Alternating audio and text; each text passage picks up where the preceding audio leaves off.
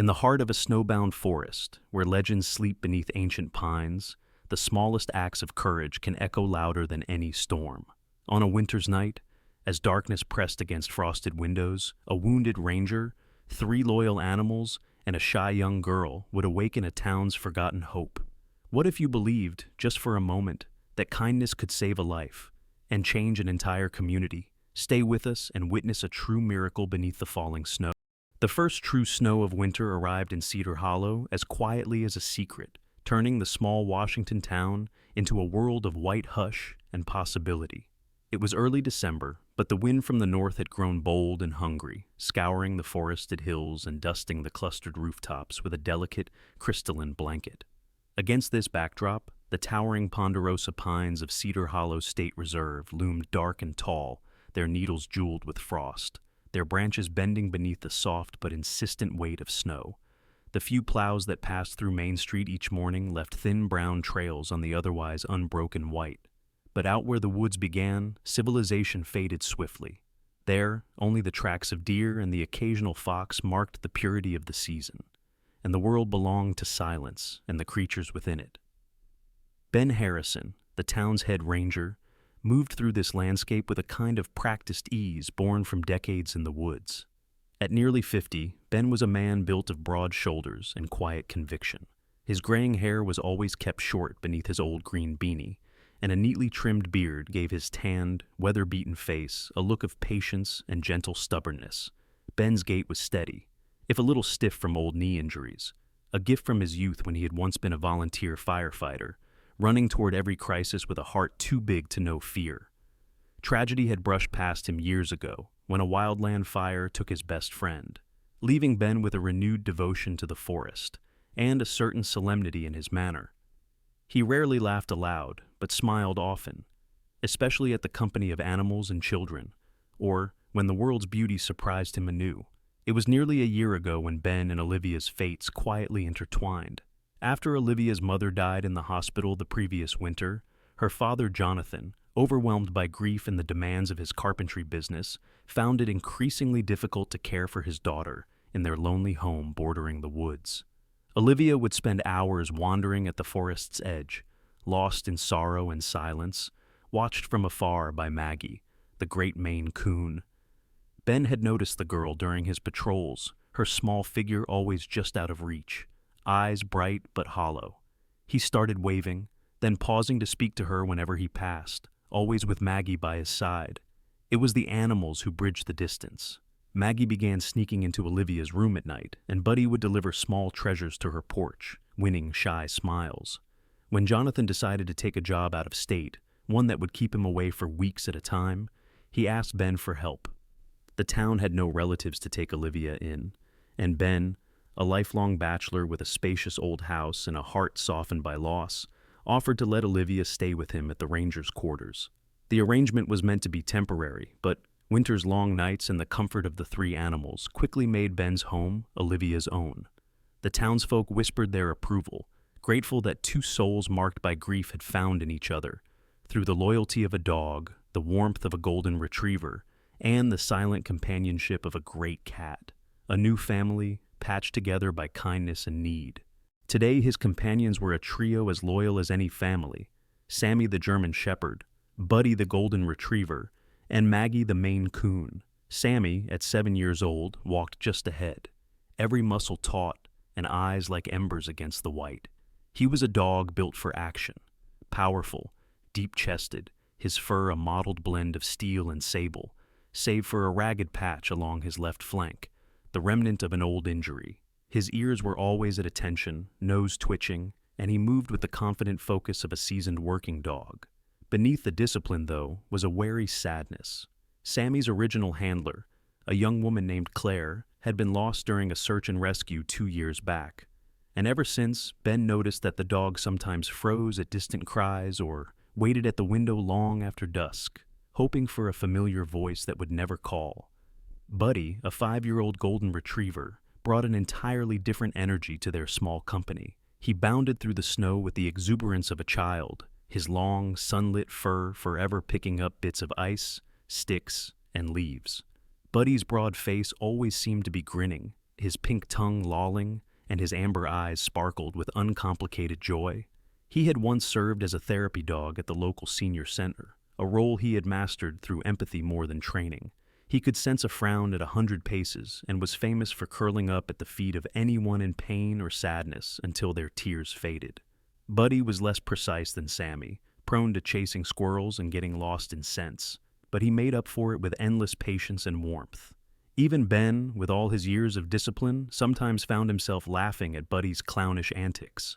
Maggie, the Maine Coon, was a creature of a different order entirely. She was massive for a cat, almost the size of a small dog, with a thick ruff of gray and cream fur and sharp green eyes that missed nothing.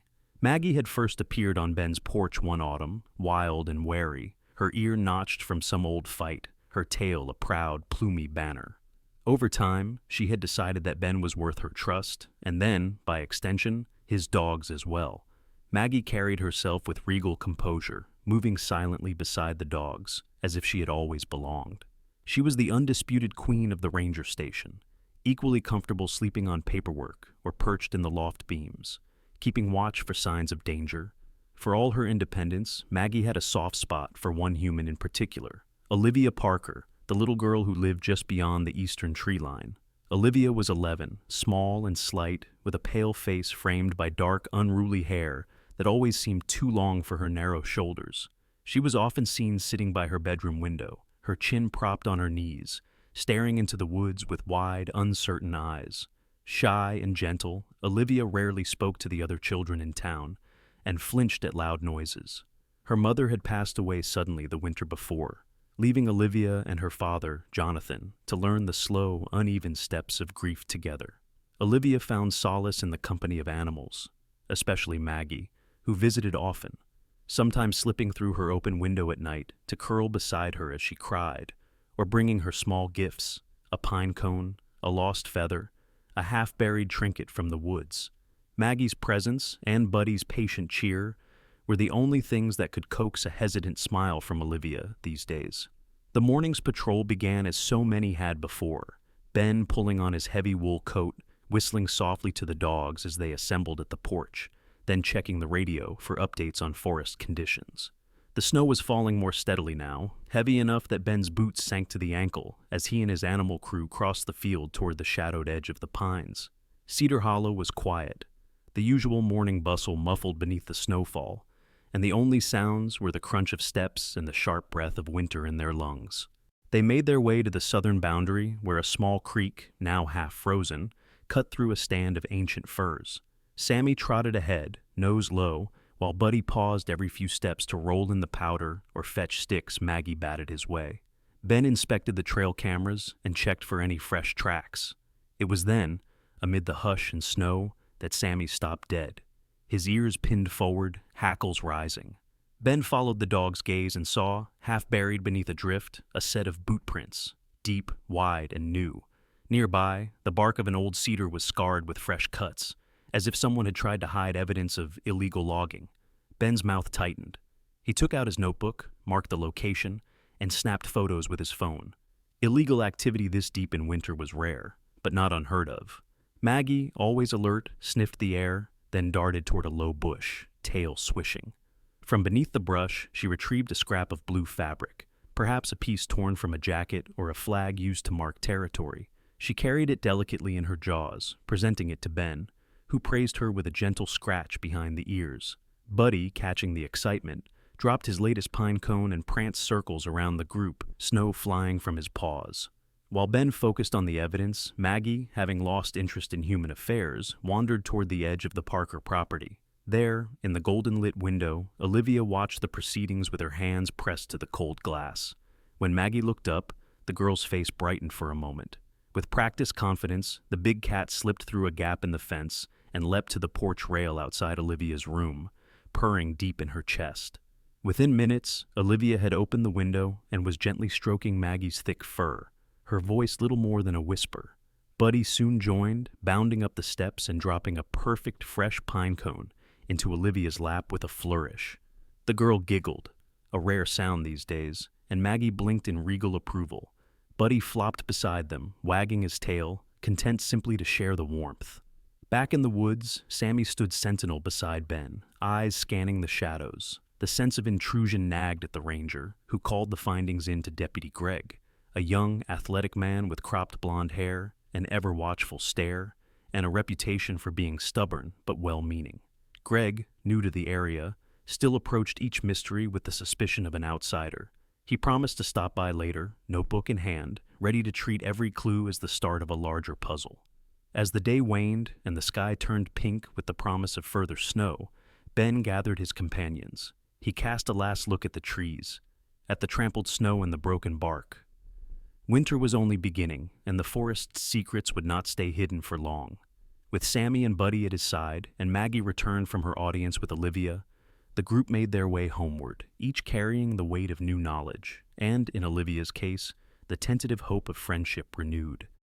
By the time dusk deepened into true night, Cedar Hollow was a place of hush and hush alone. The snow fell heavier, blanketing roofs and treetops, muffling even the distant call of a lone owl. Ben's house, standing at the forest's edge, glowed softly from within, lamplight golden against window panes traced with frost. Inside, the warmth and routine of early evening prevailed. Olivia finishing her reading homework at the kitchen table, her thin shoulders wrapped in a knitted shawl. Sammy sprawled by the door, Buddy gently snoring under the table, Maggie perched on the windowsill, her tail twitching each time the wind moaned. Ben checked the clock, nearly 8. He peered out into the swirling dark and hesitated, uncertainty drawing fine lines around his eyes. There had been a report from a nearby farm, a suspicious snowmobile sighted along the old fire road, lights flickering through the pines where no one should be. Ben's duty weighed on him as always. "I'll just take a quick round," he said, ruffling Olivia's hair as he put on his thick green coat and boots. "Don't wait up." Olivia gave a small nod, but worry flickered in her gaze. She pressed her face to Maggie's fur, whispering something only the cat could hear. Ben's departure was a ritual, boots-laced flashlight, tested radio clipped at his belt. "Stay inside, lock the door, don't worry," he called over his shoulder. The snow closed behind him as if swallowing his footprints. Time slowed in his absence. Olivia tried to concentrate on her book, but found her thoughts drifting to the dark woods and Ben's solitary figure. Buddy grew restless, circling the room, pausing by the door with an anxious whine. Sammy stared at the frosted window nose, twitching as if waiting for a familiar step. Maggie, attuned to all things unsaid, jumped down to pace the length of the hallway, her paws utterly silent on the wooden floor. The night pressed on. 9 o'clock. Then 10. Olivia's father, Jonathan, called, from out of state, his voice warm but distant through the static. He asked after her homework, the animals, Ben. Olivia assured him all was well, but her words wavered. She did not mention the growing tightness in her chest, the certainty that something wasn't right. Just before midnight, Olivia finally drifted into an uneasy sleep. She dreamed of the forest, endless, silvered, and strange. In the dream, she wandered among snow-laden trees, searching for Ben's green beanie. She called out, her voice muffled by wind. There were flashes of red smear on the snow, a distant bark, Maggie's green eyes watching warning. When she awoke, heart racing, the window was fogged with her breath, and outside the night was absolute. Elsewhere, a drama unfolded beneath the black canopy of trees. Ben's boots crunched steadily through the snow, his flashlight carving a thin white blade into the dark. He radioed in his location at the edge of the old fire road, noting the faint marks of snowmobile treads curving where they shouldn't. The wind picked up, rattling the branches. Ben crouched, brushing snow from the ground, and that was when the world seemed to lurch sideways. A heavy blow from behind sent him sprawling, his flashlight skittering across the snow, its beams spinning wildly. Ben glimpsed 2 shadowy figures' faces obscured by masks before rough hands pinned his arms. He fought back, gritting his teeth, but a gloved fist caught his temple. The world faded to black, and his last sense was the cold, sharp, and unyielding settling over him like a second skin. Back at the house, Sammy jerked awake, ears pricked. He padded to the door, sniffing, then let out a low, uneasy growl. Buddy stirred, rising to stand beside him. Maggie paced, her hackles, raised eyes glinting with feline unease. Olivia, wrapped in her blanket, stumbled from her room, woken by a feeling she could not name. She moved to the window, pressing her palm to the cold glass. The woods were darker than usual, the snow reflecting only moonlight and shadow. She shivered, and as she did, Maggie brushed against her leg, a solid grounding presence. In that strange hour between night and morning, the animals moved as one. Maggie leapt to the table, meowing insistently, pawing at Olivia's arm, her eyes never leaving the forest. Olivia knelt, hugging Maggie close. "Is he in trouble?" she whispered. Maggie's rumbling purr seemed to answer yes. Buddy paced, whining. Sammy sat by the door, refusing to move. A sudden gust rattled the window. Olivia flinched, then straightened, her breath fogging in the cold air. Maggie darted to the back door, pausing to look back, as if to say, "Follow me." Olivia, heart pounding, opened the door a crack. Sammy squeezed through nose to the snow buddy on his heels, and Maggie slipped out last, tail high and bristling. Olivia hesitated, torn between fear and faith. She whispered, "Bring him back," then closed the door and turned every lock her chest tight with hope and dread. In the woods, the dogs and cat moved through the snow, in single file, senses alive. Sammy took the lead, nose low, body tense. Buddy's golden fur flashed beneath the moon, his movements more careful, ears swiveling. Maggie slinked alongside, her bulk, surprisingly graceful whiskers, twitching with each shift of the wind. They picked up Ben's scent along with the sharp tang of blood and the stranger musk of fear. They came to a clearing. There in the churned snow lay Ben's green beanie, darkened with blood, and beside it the broken lens of his flashlight glass, glittering like tiny stars. Sammy sniffed the air, his bark short and urgent. Buddy pressed close, tail tucked. Maggie circled the scene, ears flattened, pupils wide. It was then that another figure appeared, Deputy Greg, drawn by the station's unanswered radio and Olivia's anxious call earlier that night. Greg was a lean man in his early 30s with stormy blue eyes, a jaw always tight with worry, and a large square-shouldered parka that made him look even taller. His background was visible in his careful steps and the wary way he scanned the woods. Greg's older brother, a former ranger, had died in a fall from a lookout tower years ago, leaving Greg with both a sense of duty and a lingering suspicion of wild places. Greg knelt by the clearing, shining his flashlight over the scene. He noted the paw prints, Sammy's large, precise, Buddy's round and playful, Maggie's feline tracks. He found the beanie, his jaw tightening. "Ben," he called out, his voice echoing. The only answer was the sigh of wind through the trees. He radioed for backup, voice clipped, scanning the darkness.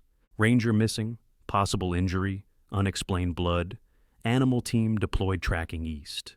Meanwhile, in the silent house, Olivia huddled beneath her blanket, clutching Maggie's old feather in one hand and Buddy's pine cone in the other.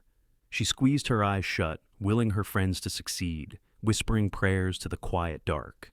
Deeper in the woods, the dogs and Maggie pressed on, undaunted by the cold. Every sense was tuned to the search. The snow began to fall harder, blurring tracks, but not even the wildest winter could erase their devotion. The night closed with uncertainty, but also with a flicker of hope, an 11-year-old girl believing in the loyalty of 3 remarkable animals, a deputy swearing to find his lost friend, and a forest holding its breath, not yet ready to reveal its secrets. Dawn brought little warmth to CedarHollow. The pale sun glimmered weakly behind thick clouds, illuminating the forest with a brittle silver light. Wind still shook the branches, and snow swirled in fits and starts, covering old tracks and softening the world to a silent, cold expanse. The search for Ben became a battle against both the elements and time. In the forest's heart, Sammy pressed forward, his black and tan coat dusted in snow muscles, taut beneath thick fur. He led with the relentless drive of a working dog, but exhaustion had begun to show.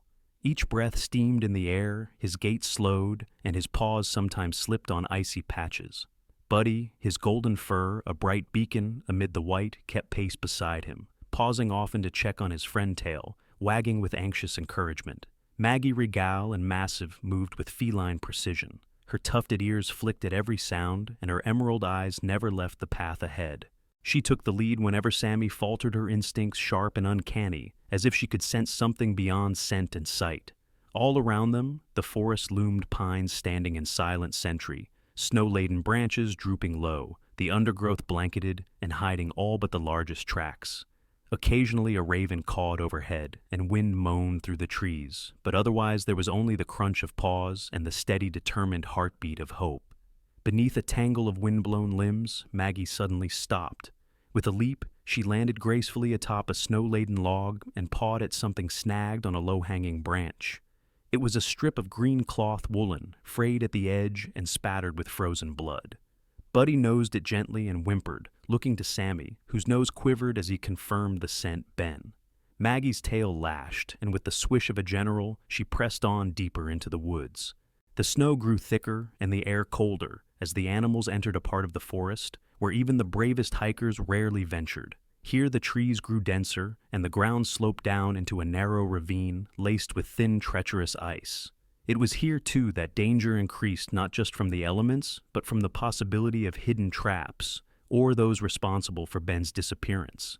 Meanwhile, at the edge of the woods, Deputy Gregg stood hunched in his heavy parka eyes, red from lack of sleep. He scanned the snowy ground, trying to make sense of the jumble of paw prints and child-sized boot tracks. Gregg's jaw was set, his breath pluming white frustration etched across his brow. He had not planned for a night spent scouring the forest, let alone with half the town's animal companions acting as his search party. Every few minutes, he lifted his walkie-talkie and called out, "Sammy, Buddy, Maggie, Olivia." But the radio's static was all that answered, the forest swallowing every sound. Gregg's mind churned with worry. He remembered the girl's face, Olivia, all sharp elbows and anxious eyes, her hair a tangled halo under her knit hat. He'd told her sternly the morning not to leave the safety of the house, that the forest was no place for a child. But even then he'd seen the stubborn tilt to her chin, so reminiscent of her late mother Sarah, a woman remembered for her fierce love and wild spirit, who'd once rescued Gregg herself from a flash flood near these very woods. Sarah had been short and slight, with a ready laugh, and a courage that put most men to shame. Her death had left the town quieter and Olivia lonelier. Gregg pressed on, boots crunching in the new snow, every step heavy with guilt. He radioed for backup, but knew help from the next town would take hours, maybe more. His worry for Ben was matched now by dread, for Olivia the only daughter of his old friend. He silently cursed his own failure to keep her safe. Deep in the forest, Olivia moved carefully behind Maggie, breath coming in fast little clouds, hands clenched tight inside her mittens. Her coat was too big, hand-me-down from Ben, and her boots left small, distinct prints. She had sneaked out at dawn when she saw Maggie leap onto the windowsill, meowing insistently, then padding toward the back door. Olivia had slipped on her boots, pressed a note to the kitchen table. "Gone to help. Please don't be mad," and followed her feline guide into the snowy blue light. Buddy greeted her at the forest's edge with a gentle nudge, eyes full of concern. Sammy wagged his tail, but did not waste time. He turned quickly back to the trail, driven by some inner clock. Maggie led the way, always pausing to check that Olivia kept up. As the woods grew denser, Olivia found herself drawing strength from the animals. When Sammy stumbled and nearly fell, Olivia knelt and hugged him close, whispering, "Don't give up, please. We need you." Buddy dropped a pine cone at Sammy's paws as if offering encouragement, and even Maggie paused to lick the tired dog's face before continuing. The little band pressed onward, hearts united by the same hope. At a frozen creek, Olivia slipped and landed hard on the ice. Pain flared in her ankle, and tears sprang to her eyes, but Maggie doubled back, purring and rubbing against her until she could stand. Buddy licked her fingers. Sammy, rallying, gently guided her by the sleeve. Together, they crossed the dangerous patch, each helping the other. Above them, a new sound joined the wind, the distant whine of an engine muffled by snow and trees. Olivia froze, her breath catching. Buddy growled softly, ears flat. Sammy moved in front, protective, while Maggie slipped off to scout. The engine faded, replaced by the crack of a branch and the echo of hurried footsteps. For a moment, the woods seemed to hold its breath. A man came stumbling through the snow from the north, Russell Kane, a local trapper known for his rough beard, weathered skin, and a perpetual scowl. Russell was tall and broad. His parka faded, his hands thick with old scars from animal snares. He had a reputation for looking out for himself, but also for grudging respect toward the town's animals, especially Maggie, who'd once defended her territory from one of his traps. Russell caught sight of the children and the animals, and hesitated, suspicion flickering across his hard features.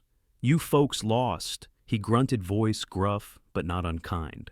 Olivia shook her head and explained, her words tumbling out in a rush about Ben, the search, and the blood on the snow. Russell's gaze softened. "Shouldn't be out here alone." Trouble's about. But he scanned the woods, then nodded. I'll keep an eye on you. Stay close. For all his gruffness, Russell moved with quiet confidence, his years in the wild evident in each careful step. He joined their search eyes and ears, sharp for any sign of Ben or further danger. As midday approached, the group reached the ravine where the strip of Ben's coat had been found. Maggie led them further in, and Buddy barked suddenly, nose twitching. There at the base of an old pine, the snow was churned and streaked with crimson. Maggie let out a yowl, deep and mournful. Olivia dropped to her knees, hope flickering. Sammy sniffed the snow, then lifted his head. Ears pricked. There was still a scent, faint but fresh, heading deeper into the forest. Russell tightened his grip on his walking stick. We keep going, he said quietly. Olivia, renewed by the animal's courage, and Russell's presence, got to her feet. They pressed on, united against the cold and the uncertainty, a small force of hope beneath the frozen veil. The forest felt older, as the searchers pushed deeper into the pines, the snow muffling their steps and swallowing sound. The daylight, already pale, filtered down in ragged ribbons, sometimes golden, more often cold and flat. Russell Kane, walking point, kept his keen eyes moving over every branch and shadow. Olivia bundled in her oversized coat, stayed close to Buddy, her breath a little easier now, with Russell's silent strength and Maggie's steady presence. Maggie led them with feline certainty, her thick Maine Coon fur dusted with frost tail, high the picture of confidence. Sammy, though, was lagging. His steps were heavy, his nose close to the snow, as if searching not just for Ben, but for something deeper. Olivia watched him, concern furrowing her brow. She remembered stories Ben had told her about Sammy's past, the loss, the waiting, the nights he'd spent by the door after his old handler Claire had vanished forever into the wild. Olivia gently laid a gloved hand on Sammy's head as they paused beside a cluster of saplings. We'll find Ben. You're not alone. She whispered her words a balm against the cold ache in Sammy's eyes. Buddy, ever the peacemaker, licked Sammy's muzzle and wagged his tail, and Maggie circled around, pressing her warm body against the dog's side for comfort. Russell signaled for quiet. He'd spotted something half buried in the snow beneath a sagging cedar, a trail of flattened grass and a shadow that wasn't quite natural. He approached, cautiously parting the low branches. Before them stood an abandoned shack, the planks weathered and dark roof caving under the weight of years and ice. The air around it was heavy, tinged with the faint metallic scent of old oil and something fouler, a reminder of secrets left to rot. The group advanced, every sense on edge. Russell, his jaw set, took the lead, shouldering the creaking door open. Inside, the gloom was thick, pierced only by shafts of cold sunlight leaking through broken slats. The air was staler here, and the only sound was the slow drip of water melting from a shattered gutter. Buddy nosed forward, his golden fur glowing, as Maggie darted beneath a bench, nose twitching. Sammy followed, every muscle tight. The shack was littered with evidence of hasty occupation, a rusted lantern, empty food tins, and in one corner, a heap of tarps and tools. Olivia shivered, imagining someone waiting out the winter here, away from any eyes.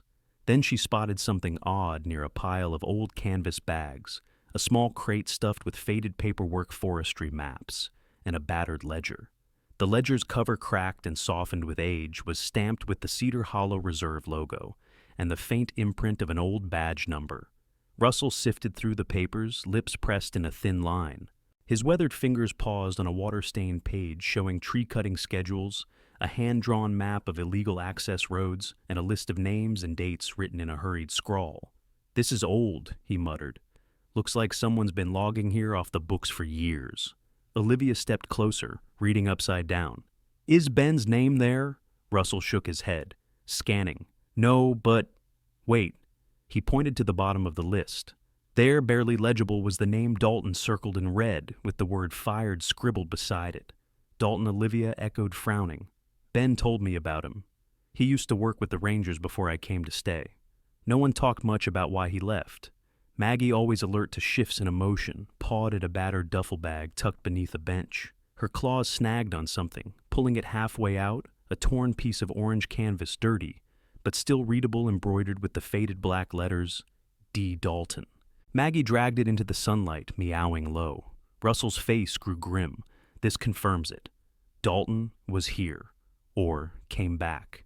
The discovery set the air buzzing with a fresh current of worry.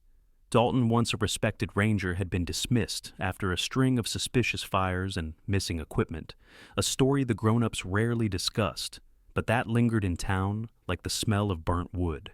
Sammy sniffed the cloth, his body shuddering, as if an old memory had stirred. Olivia knelt and hugged him, her own small arms steady around his broad shoulders. "You did nothing wrong, Sammy. People make bad choices, but you always choose hope." Her words seemed to soothe the dog, and Buddy nuzzled closer, offering his own gentle warmth. For a moment, all the creatures huddled together in a circle of comfort, the cold world held at bay by the bond they shared. Russell checked the rest of the shack, searching for anything that could help. In a corner behind a pile of split firewood, he found a locked metal box. The lock was old, the keyhole packed with ice. Russell, grunting, used his multi-tool to pry it open. Inside, wrapped in oilskin, was a bundle of photographs, grainy shots of trucks, hauling logs at night rangers' faces, captured in flashlight glare, a single image of Ben, much younger, standing beside Dalton, and a third man, with narrow eyes and a crooked smile. "Who's that?" Olivia asked, pointing. Russell shrugged. "Could be anyone. We'll show Ben when we find him." The words landed with the weight of promise. Buddy barked softly. Maggie circled the room one last time, then stopped, ears pricked. From somewhere outside, a branch snapped a reminder that danger could still be near. They left the shack, Russell carefully wrapping the evidence in an old scarf and tucking it into his jacket. Maggie led them back toward the trail, pausing now and then to check the wind. Olivia glanced over her shoulder at the dark, slumping structure, unease lingering. "Do you think Dalton's out here now?" she asked softly. Russell's eyes narrowed, scanning the snow. "If he is, he's not far. But we've got each other, and Ben's still out there." We keep moving. As the group pressed on, the silence of the woods felt less ominous, their bond stronger for what they'd shared. Olivia walked between Buddy and Sammy, her hand on the German shepherd's thick fur, offering wordless comfort each time he faltered. Maggie scouted ahead, tail high, eyes bright. And for the first time in hours, Olivia felt hope flicker again inside her chest. They had uncovered more than clues. They had found the tangled roots of old betrayals and the strength that comes from standing together, animal and human alike, beneath the ancient trees. The world had turned spectral by late afternoon snow, still drifting from the sky, as if the clouds themselves were refusing to let go of winter's memory. The little search party, knit together by fear and hope, pressed deeper into the frozen maze of ancient pines and drifts, following the faintest clues that the wild would yield.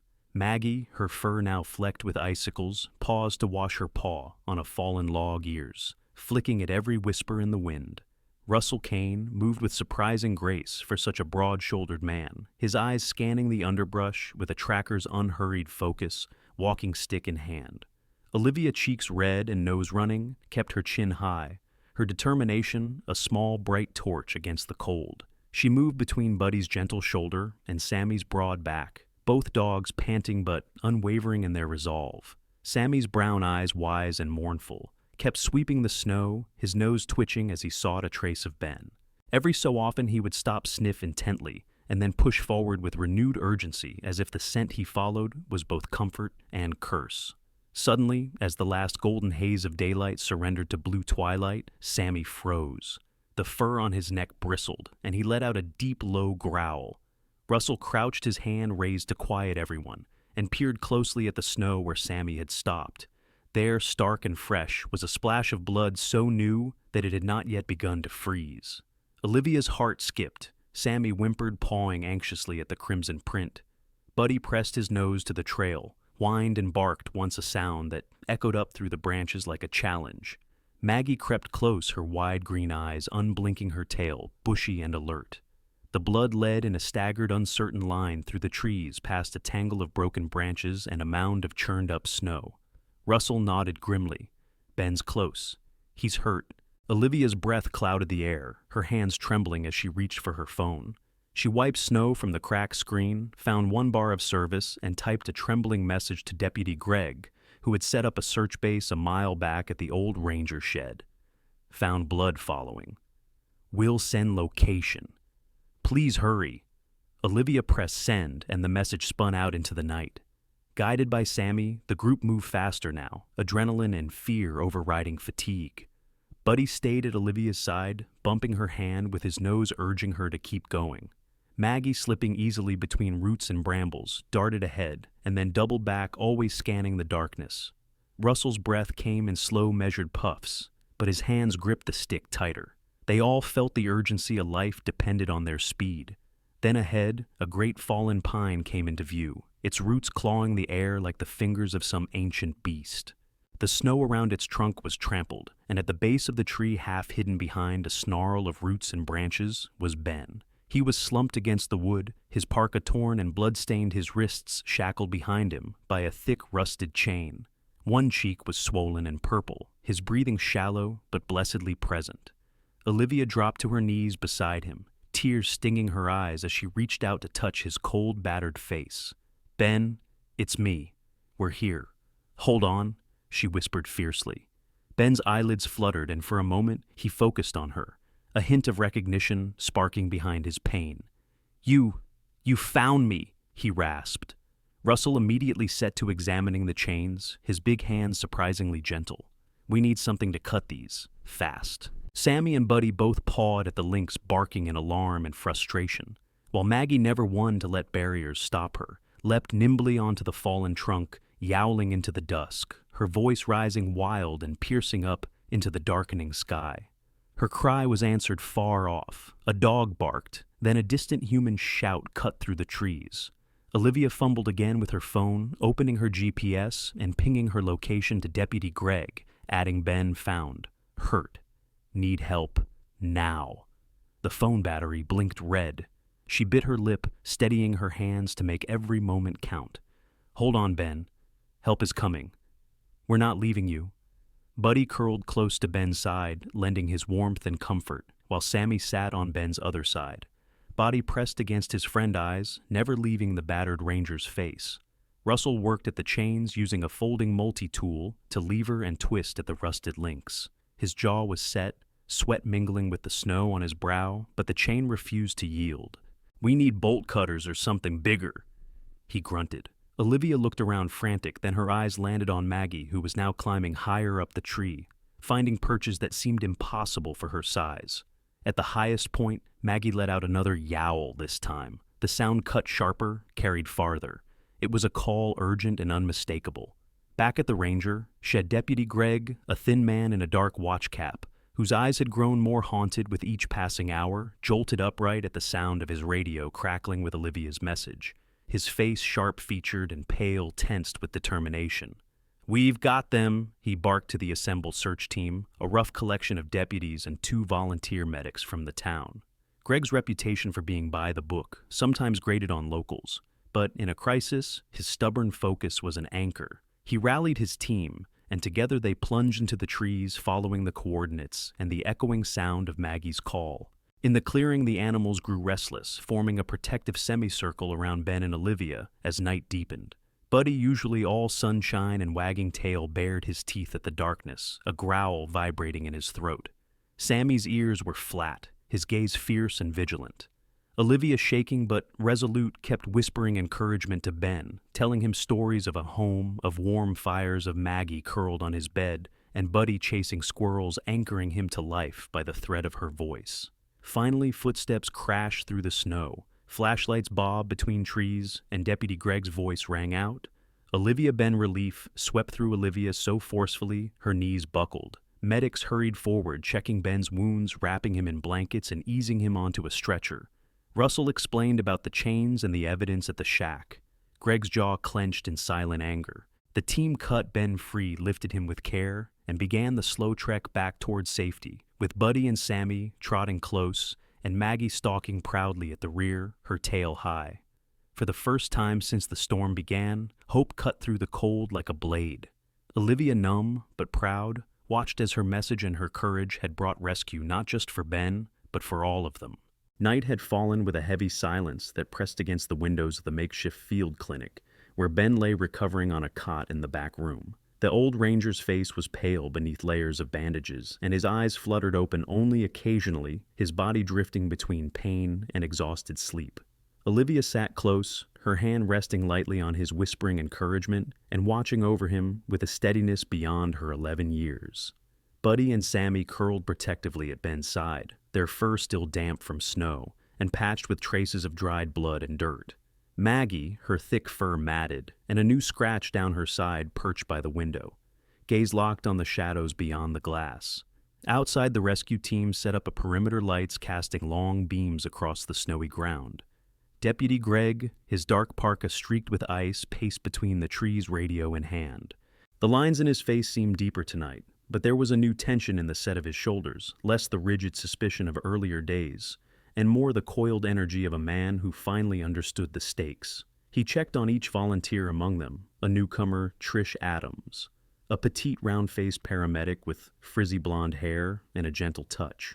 Trish had moved to Cedar Hollow from Seattle only a month before, and though her small frame looked fragile against the elements, her voice was always calm, her blue eyes quick with empathy. She had already gained a reputation for kindness. Even Maggie, cautious with strangers, allowed Trish to brush the ice from her back. As the camp settled into uneasy quiet, the wind carried a faint sound, a distant engine muffled shouts, the clatter of metal on metal, somewhere just out of sight. Maggie's ears twitched. Buddy lifted his head and let out a low warning bark. Greg's radio crackled to life, the signal warbled. Greg motioned on the west ridge, 2, maybe 3 figures, moving fast. Greg's jaw tightened. Keep positions. I'll check it out. He scanned the woods, flashlight swinging, but the trees ate the light. Fear spiked in his chest. If the poachers had come back, Ben and the others were still in danger. Inside, Olivia caught the fear in the adults' voices and stiffened. She pulled her phone from her pocket only to find the battery dead. Sammy pressed against her tail, thumping as if in reassurance, while Maggie paced the length of the window, pupils wide. Trish, returning from the supply tent, crouched beside Olivia and offered a half smile. He's strong, your Ben. He'll make it. Olivia managed a nod, but her stomach twisted. Suddenly a crash sounded from the edge of the camp, metal snapping, a cry, and then silence. Greg rushed toward the noise, drawing his sidearm. In the beam of his flashlight, a snare trap snapped open empty, the snow around it churned by boot prints. Someone was close, too close. In the confusion, 3 masked men emerged from the trees, dark silhouettes moving with predatory confidence. The leader, a broad-shouldered man in a black jacket, barked orders in a gravelly voice. At his side was a wiry man with a crooked nose, eyes darting, and behind them, a third figure, shorter and tense, clutching a crowbar. They moved straight for the clinic, scattering volunteers and sending the search dogs barking. Buddy sprang up first, putting himself between the door and the intruders, teeth-bared fur bristling. Sammy followed his stance, low growl deep in his chest. Maggie arched her back, hissing, as she slipped through the legs of the men seeking weakness. The leader shoved Trish aside, sending her sprawling. Greg lunged, wrestling with the third man, but was knocked to the ground, the flashlight spinning from his grip. Olivia screamed for help as the poachers surged into the clinic, grabbing her by the arm. Ben, half awake, tried to rise, but collapsed. Buddy leaped, teeth snapping at the leader's gloved hand. The wiry man swung the crowbar at Sammy, who dodged and countered, biting down on the attacker's wrist until blood welled. Maggie, undeterred, launched herself at the shorter man, claws raking, then vanished beneath a table, drawing the attacker's attention. Greg scrambled up, adrenaline surging. For the first time, he put aside protocol and trusted his instincts and his faith in the animals.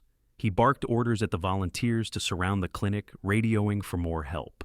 No one gets through, protect the kids, the dogs, everyone.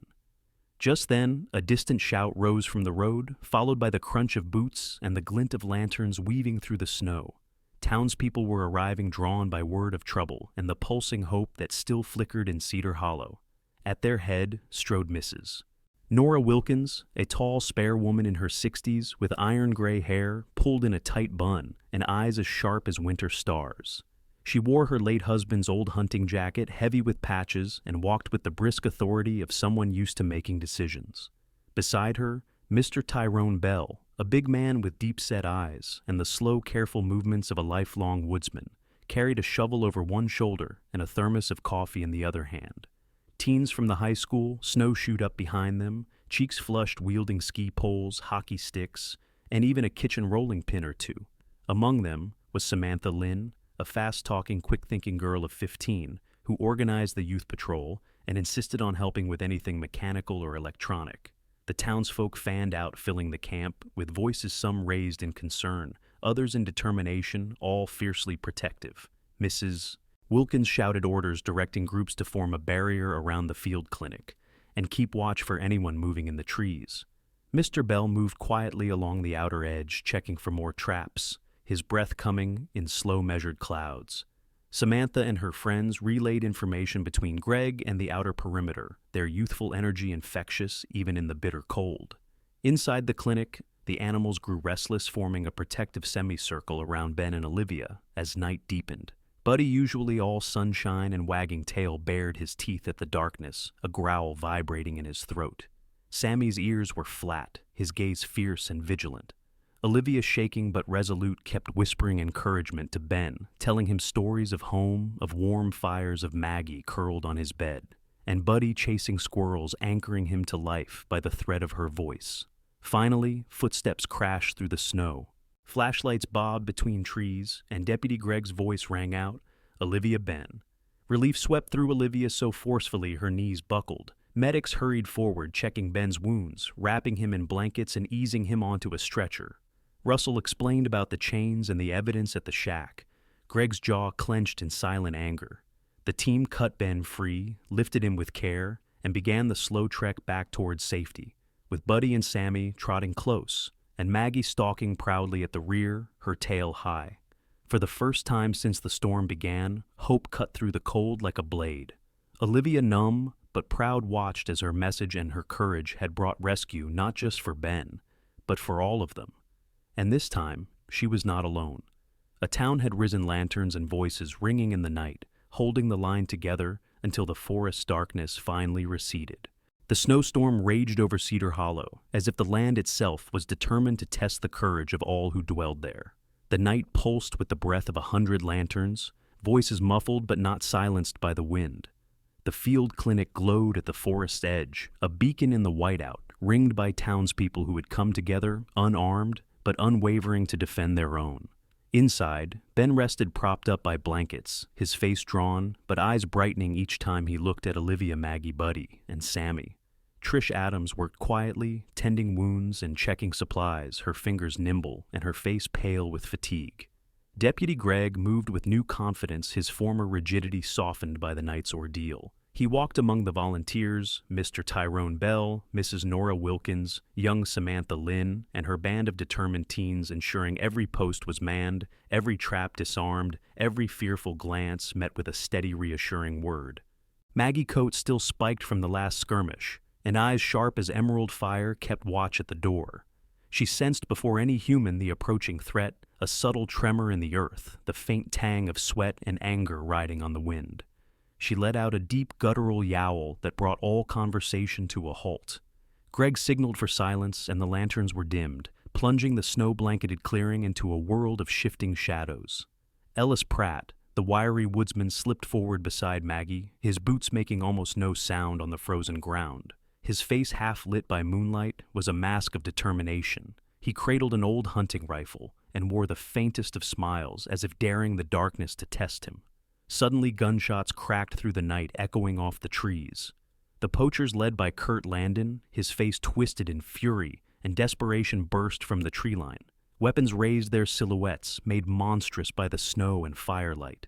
At his side, Victor Dole moved with wild, darting eyes, while Mikey, the youngest, hesitated at the edge, his thin frame shuddering with fear. Greg's voice rang out, calm and commanding. "Hold your ground. Trust the animals." Mrs. Wilkins organized the front line with a general's resolve, her voice slicing through panic. "Stay low. Don't let them split us." Teens with hockey sticks and snow shovels flanked the adults, creating a living barrier between the poachers and the wounded inside. Maggie darted forward, tail lashing, leading Ellis and Greg through the maze of trees and half-hidden traps. Buddy, despite a bandaged paw, stayed beside Olivia, her steady anchor. Sammy limped but refused to leave Ben's side, his dark eyes never wavering from the threat. In the chaos, Maggie found the tripwire to a concealed snare and batted it aside with a swipe of her paw, saving Ellis from certain injury. Victor fired blindly into the dark, and snow exploded from a nearby drift. The townsfolk held fast, lanterns held high, voices rising not in fear, but in stubborn unity. Ellis and Greg circled Kurt their movements, wordless and practiced. Maggie signaled to Ben, who with Olivia's help dragged himself to a window and spotted the attackers' silhouettes. There, Ben shouted, his voice hoarse but fierce. The teens relayed his warning, their voices carrying over the wind. Buddy and Olivia huddled together as Kurt advanced, rage clouding his judgment. Maggie leaped from the shadows, landing claws first on Kurt's shoulder. The big man staggered, cursing, and Ellis seized the moment, knocking the weapon from his hand. Victor tried to run, but was tackled by Mr. Bell and a pair of determined high schoolers wielding snow shovels. The youngest, Mikey, crumpled in the snow, surrendering with shaking hands, eyes darting from the angry crowd to Maggie's unblinking gaze.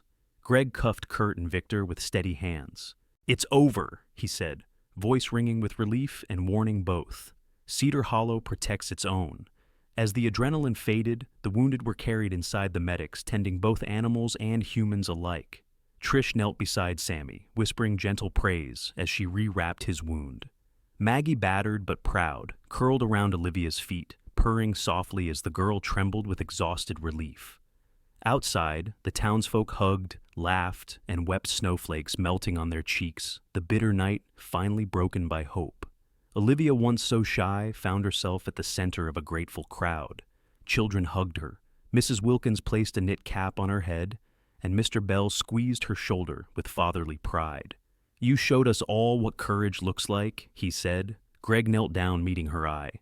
"You kept us together, Olivia. We're all safer because you believed in Ben and the animals in all of us." Ben, voice still weak but full of pride, addressed the room. "It wasn't just bravery that saved us tonight. It was family blood, friendship, fur, and heart. I couldn't ask for a better one." In the early morning, as the storm at last began to clear, the people of CedarHollow shared hot coffee and stories in the glowing light of the clinic. Maggie dozed on Olivia's lap. Buddy snored beside Ben, and Sammy finally allowed himself to rest, head in Olivia's lap, a gentle, grateful sigh escaping him. The forest, too, seemed to settle. The wind eased, and in the first pale light, animal tracks mingled with the footprints of friends and neighbors. Silent witnesses to the night, CedarHollow stood as one, and fear was finally driven away. When dawn finally broke over CedarHollow, it was gentle, almost apologetic, as if the sun itself had been waiting for permission to return. The world was crystalline, every branch hung heavy with snow. Every rooftop sparkled, and the long shadow of the previous night had been chased away by pink and gold light spilling across the frosted fields. Smoke curled from chimneys, and as townsfolk slowly emerged into the crisp morning, they did so with the wary relief of survivors, then the hesitant delight of a community that had found itself again. In the field clinic, Ben Harrison sat upright for the first time in days. He still looked battered, his beard now streaked with gray, a pale scar stretching beneath his left eye, but his eyes had regained their old twinkle. Trish Adams, brisk and smiling despite her exhaustion, changed his dressings and laughed off his grumbling about too much fuss. Outside the window, Buddy, now sporting a cheerful red bandage on his paw, played in the snow with a cluster of children, his tail waving like a flag. Maggie, regal as ever, watched from her perch atop a log, her thick Maine Coon fur freshly brushed and gleaming, a blue ribbon tied proudly around her neck. Sammy, his limp pronounced but spirit undimmed, patrolled the yard with Deputy Gregg, who now walked with a new air of belonging, a man no longer at the margins, but at the heart of the town's trust. Olivia wandered the yard, cheeks flushed, dark hair spilling out from under a knitted cap Mrs. Wilkins had insisted she keep. She was taller than when winter began, in more ways than one. Her step was confident, her eyes bright, her laughter easy and frequent as she watched Maggie chase a snowflake and Buddy tumble with the younger children. The shy, uncertain girl of just weeks before was gone, replaced by someone who moved through the world with purpose and an irrepressible sense of hope. As Ben stepped carefully outside, leaning on a sturdy wooden cane, handmade by Tyrone Bell, the crowd fell into a hush, then erupted in applause. Olivia ran to his side, and the three animals gathered around him, forming a tableau that, for just a moment, felt mythic, like something out of one of Olivia's favorite storybooks. Mrs. Nora Wilkins, resplendent in a bright green scarf, raised her voice. To Ben, to Olivia, and to our heroes with paws and claws, may Cedar Hollow never forget this winter. That afternoon, the mayor, a neat small woman with keen hazel eyes named Annette Brooks, arrived at the field with a brass bell and a parchment scroll. Mayor Brooks was known for her practicality. Her suits pressed her shoes, always sensible, but today she looked radiant with pride. "It's not often I get to officiate something as special as this," she began voice carrying over the crowd. "Today we recognize not just bravery, but the compassion and unity that have become our true legacy.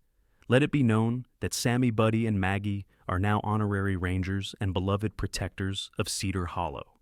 There was laughter and cheers, and Maggie, never one to miss, her moment sauntered to the front, head high, as the mayor placed a shiny new medallion on a blue collar around her neck. Buddy rolled in the snow in delight, and Sammy, tail wagging, nuzzled Ben's hand before accepting a medal of his own. The children crowded around, eager for stories, hugs, and a chance to pat the town's newest heroes. Deputy Greg, uniform straight and eyes soft, found Ben at the edge of the celebration. "Didn't think I'd see the day, Ben," he said, smile tugging at his lips. "This town, it's something else." Ben clapped Greg on the shoulder. "It always was. Sometimes you just need a storm to remind you."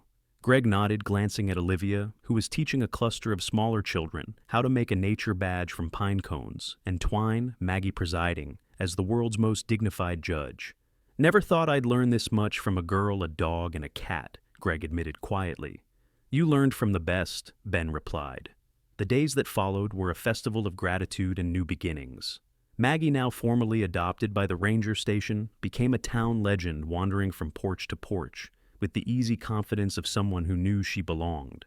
At the field clinic, she curled up beside recovering patients or paraded new kittens she had adopted as her royal subjects. Buddy and Sammy were always nearby, their rivalry over favorite sticks, settled by playful chases and long, lazy naps in the sun. The children of Cedar Hollow found new adventure in every outing. Olivia, at first uncertain about her role, gradually took charge of Saturday excursions into the woods, trailed by children and animals alike. With Maggie's help, she taught them to read the trees, spot animal tracks, and listen for the secret songs of the forest. Sammy demonstrated how to stay brave even when scared, while Buddy, ever the clown, showed the importance of loyalty and laughter. Parents watched from a distance, comforted by the circle of kindness that now seemed to guard the whole town. The old wounds in Olivia's heart began to heal. Sometimes late at night, she still missed her mother fiercely. But now, when the sadness crept in, Maggie would curl up beside her. Ben would offer a gruff story, and Buddy and Sammy would press close their quiet warmth, promising that she was never truly alone. She carried her mother's memory into each day, her pain transformed into courage, her love for her friends, the brightest thread in her tapestry of new beginnings. Deputy Greg, once a stranger in his own town, was now the most trusted man in Cedar Hollow. He visited Ben every week, checked on the Children's Forest Club, and made sure Maggie's food bowl was always full. He learned to listen more than speak, and discovered that sometimes the strongest bond was forged not from orders, but from listening, helping, and believing in the impossible. By early spring, the snow began to melt, rivers ran high, and green shoots peeked through the thawing ground. Cedar Hollow was changed closer, warmer, safer. The animals were still heroes, the ranger station busier than ever, and laughter was a constant song on the breeze. On one especially bright Saturday, Olivia and her friends organized a Guardians of the Forest picnic, where children and grown-ups played shared stories and learned about kindness, courage, and the wild places they all called home. Maggie, Sammy, and Buddy led the parade wearing their honorary ranger medals, as proud and beloved as any legends. The sun dipped low that evening, casting golden rays across the trees. Ben, standing at the porch with Olivia by his side, watched as Maggie chased a butterfly, and Buddy wrestled with a giggling child. Sammy rested his head in Olivia's lap, eyes half closed with contentment. For the first time in a long time, everything felt whole. Cedar Hollow had endured winter's hardest trials, but in coming together, it had found something greater: the quiet miracle of hope, the gift of belonging, and the everyday heroism of love. Sometimes the bravest hearts are the quietest ones, the friend who stays beside us in the storm, the neighbor who lifts us when we stumble, the animal who loves without question. The story of Cedar Hollow reminds us that even small acts of love can heal wounds deeper than words, and that when a community comes together, hope is born anew. In your life, who has been your Maggie, your Buddy, or your Sammy? Who has inspired you to believe in second chances? Share your story in the comments. Subscribe to join our journey and let us know what act of kindness changed your world forever.